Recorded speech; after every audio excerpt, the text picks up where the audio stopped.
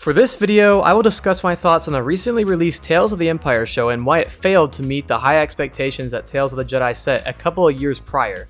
Tales of the Empire was a show that surprised everyone when it was announced at the beginning of April. Nobody had any idea about this show, and they teased it exactly a month before its release on May the 4th. It was revealed that the two characters they would be focusing on were Bariss Offee and Morgan Elsbeth. Remembering how phenomenal Tales of the Jedi was, I, for one, was really excited to see what they might cook for these two characters, especially for Bariss.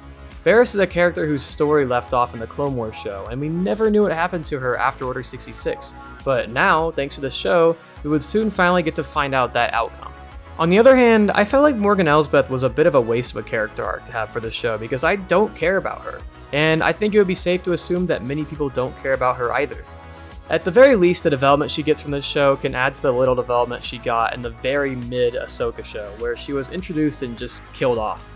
In my opinion, I think they could have included a more important character like Thrawn, Tarkin, Yularen, Pellaeon, etc., and that would have been more interesting and a better fit for the show, specifically about the Empire. Just bring in like an actual Imperial and like show a part of the Empire that we don't normally get to see. I think that would have been really cool for the show, but they didn't really do that as much.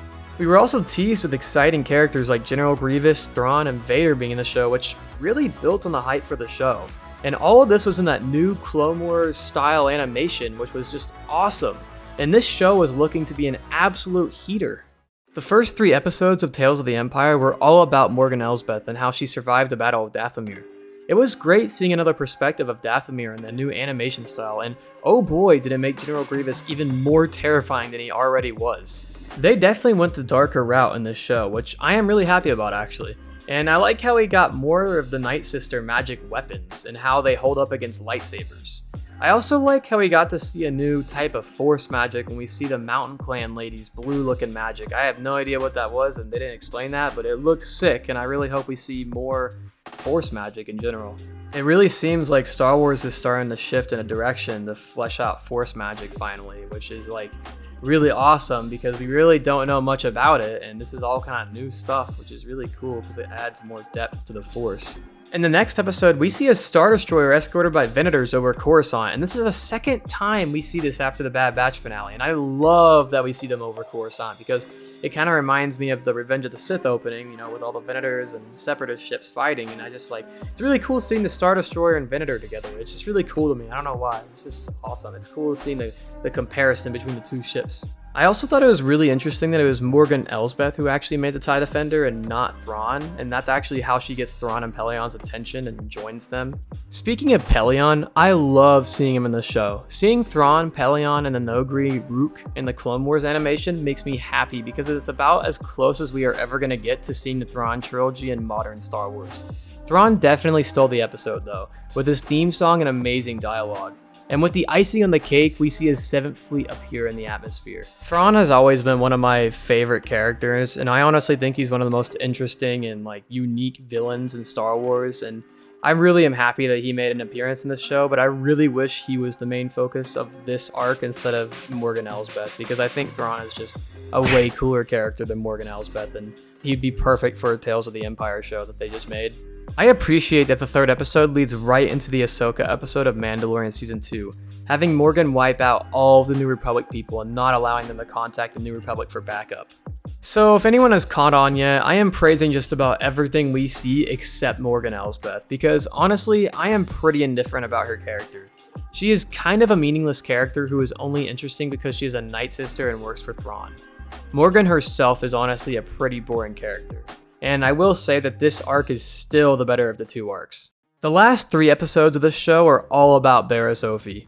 It begins with her waking up and seeing the Jedi Temple on fire.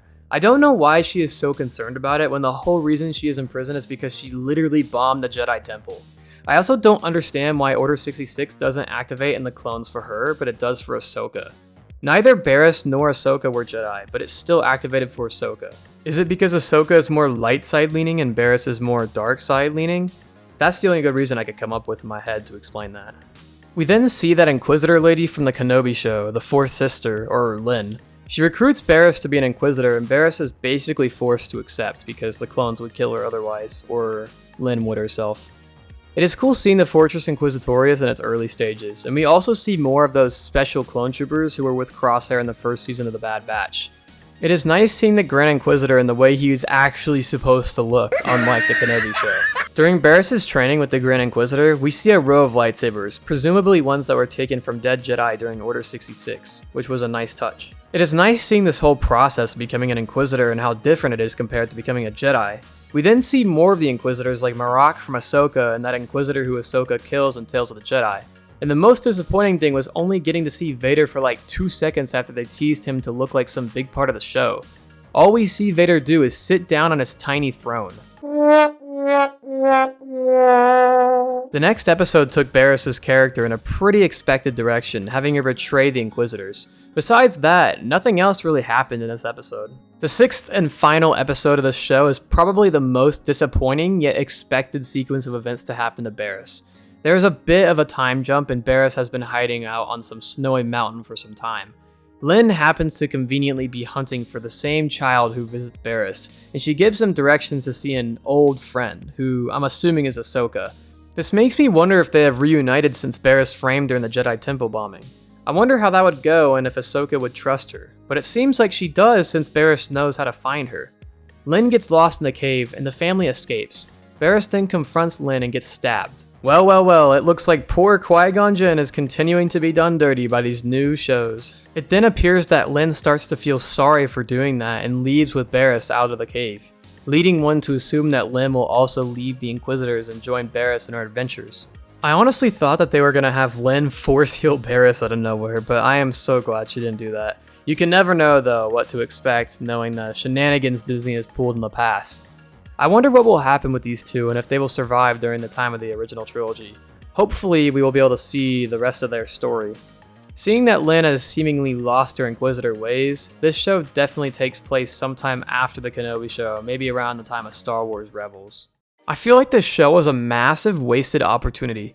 We could have developed Thrawn's character more through this show and shown his rise through the ranks of the Empire. Maybe we could have seen a bit of the Chiss ascendancy as well before he left to join the Empire in search of an alliance with the Chiss. I think Bariss was a good choice for the show because a continuation of her story has been desired since it was left off in the Clone Wars. I think if they swapped Morgan Elsbeth's story with someone more interesting like Thrawn or another prominent Imperial character, it would have been a lot better for the show. What Tales of the Jedi did right was include 2 characters that are extremely interesting, that being Count Dooku and Ahsoka. These are characters that people actually care about and want to see more of their stories, and that is exactly what Tales of the Jedi delivered on. Dooku's story was phenomenal and added so much to his character, and Ahsoka's arc added more depth in a positive way to a character who already has so much depth. Both of their stories were beautiful, and I don't think there's a single negative thing that can be said about the show besides that we should have gotten more. And I agree, because I really find these 2 characters so interesting and I would love to see more of them in the future. I appreciate them trying to make Morgan Elsbeth more interesting by including her in the show after such a mediocre appearance in Ahsoka, but she would never be my first choice for a main character of this show. I feel like this show was a bunch of nothing. Yeah, we got to see Bariss Offee again, but I feel like her story is kind of lackluster. Morgan Elsbeth's story was also nothing special. What made Tales of the Jedi so amazing was how intriguing both Dooku and Ahsoka's stories were. Their stories were compelling and added so much meaning to their characters. I didn't get the same vibe from Tales of the Empire. The story writing was just not there this time around, which really disappointed me. I still hope that we get more of these Tales shows, and I think they should keep making these types of shows because there is definitely potential to have more absolute bangers like Tales of the Jedi. Well, these were my thoughts on Tales of the Empire, but I want to know what you guys thought about the show in the comments down below. On your way out, don't forget to like and subscribe, and this is Narf Boy, saying bye. Bye!